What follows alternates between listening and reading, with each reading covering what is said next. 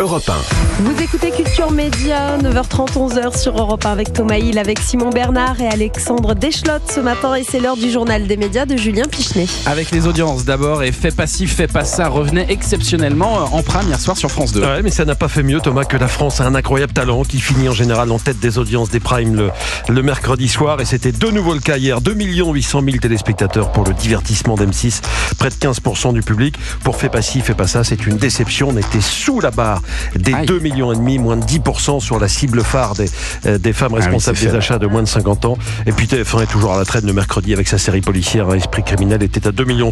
Du côté des jeux, ça cartonne en ce moment. Jean-Luc Reichmann, qui était ici dans Culture Média hier matin, était à près de 3 millions, 37% de part de marché hier midi pour les 12 coups de midi. Et n'oubliez pas les paroles de Nagui, a fini à près de 3 millions également, juste avant le journal de 20h en cette période de Noël. Les jeux marchent très fort, forcément.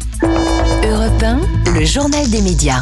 Et puis le département de la Charente-Maritime est obligé de lancer un appel aux dons pour sauver le Fort Boyard.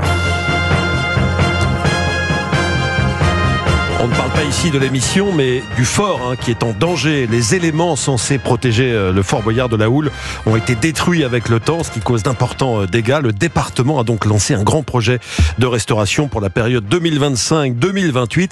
Le coût des travaux est estimé à plus de 35 millions d'euros. Le département et la Fondation du patrimoine espèrent trouver 9 millions d'euros venant de la part des généreux donateurs pour sauver ce fort emblématique où est tournée la célèbre émission de France 2. Si tout se passe bien, le site devrait aussi être accessible au public d'ici 2028. Et puis une télé-réalité d'aventure va faire son retour après 6 ans d'absence. The Island, qui était présenté à l'origine par Mike Horn, reviendra sur M6 dès le mardi 7 janvier à la rentrée en prime. Côté animation, il y a du changement puisque c'est un autre aventurier qui emmènera les 10 personnalités sur l'île du Bagne, titre de cette nouvelle saison. Il s'appelle Lourilag et se présente comme un explorateur de l'extrême. Et pour ce retour de The Island, le casting réunit à nouveau des célébrités. On verra les anciennes Miss France, Nathalie Marquet, Delphine Vespizer, on verra le brocanteur Julien Cohen ou encore le comédien Patrick Puydebas qui jouait le rôle de Nicolas dans Hélène et les garçons, bien sûr. Au taquet Anissa, dès qu'il s'agit des productions AB. Toutes et tous se sont lancés le défi de survivre 10 jours sur cette île au large de la Malaisie. On a interrogé Lourilag à la conférence de presse et le moins que l'on puisse dire, c'est qu'il ne les a pas épargnés. Beaucoup de gens qui sont arrivés sur cette émission imaginaient vraiment une émission comme ils avaient l'habitude de faire, un peu télé-réalité, où on allait arrondir les angles et qui se sont vraiment heurtés de suite à la dangerosité, à la grandeur de l'île avec toutes ses difficultés. Et de suite, la gentillesse, je dirais, avait moins sa place pour préparer tout le monde. Lourilag au micro européen de Mathilde Vaux. Autre nouveauté de The Island, c'est l'itinérance. Pour la première fois, les candidats devront suivre un périple à travers la jungle en plusieurs étapes pour atteindre la plage d'exfiltration.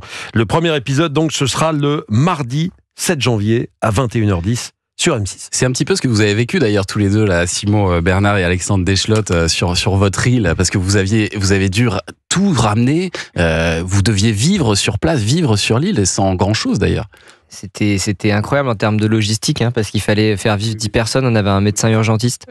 On avait vraiment toute une équipe pour pouvoir survivre sur cette île. Avec la peur de ne pas avoir assez d'eau même. Ouais, complètement. On a ramené de l'eau, on avait un désalinisateur avec des panneaux solaires. Enfin, c'était toute une logistique à prévoir.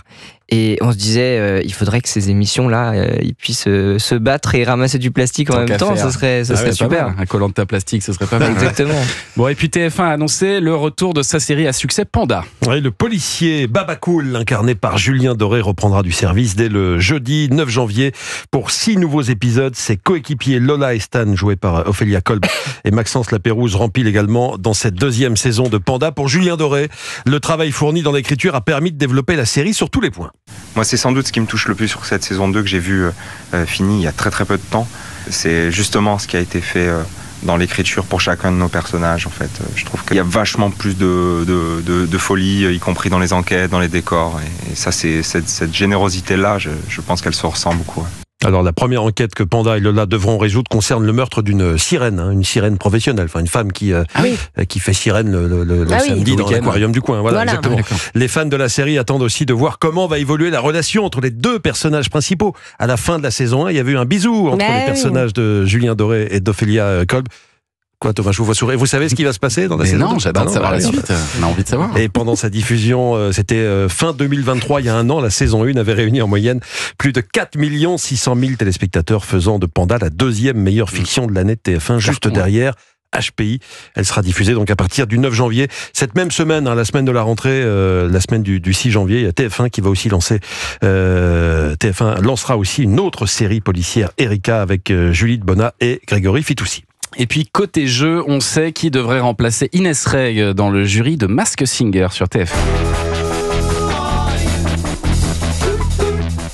C'est une information du journaliste Patrice Gascoin. C'est l'humoriste Élodie Pou qui rejoindra Chantal Latsou, Kev Adams et Laurent Ruquier pour la 7e saison de Masked Singer. On la retrouvera très prochainement aussi sur M6 puisqu'elle est Magid Berila forme le nouveau couple de scène de ménage. Elle est sur tous les fronts, Élodie Pou, en ce moment. Merci Julien pour ce journal des médias dont toutes les infos sont à retrouver dans notre newsletter média, inscription gratuite sur europe1.fr. Un grand merci aussi à Simon Bernard et Alexandre Deschlotte d'être venus ce matin. On vous recommande fortement de suivre leur Plastique Odyssée, Mission Pacifique à 21h le 5 février sur Canal+ Doc. Merci messieurs. Merci. Bonne chance pour la suite.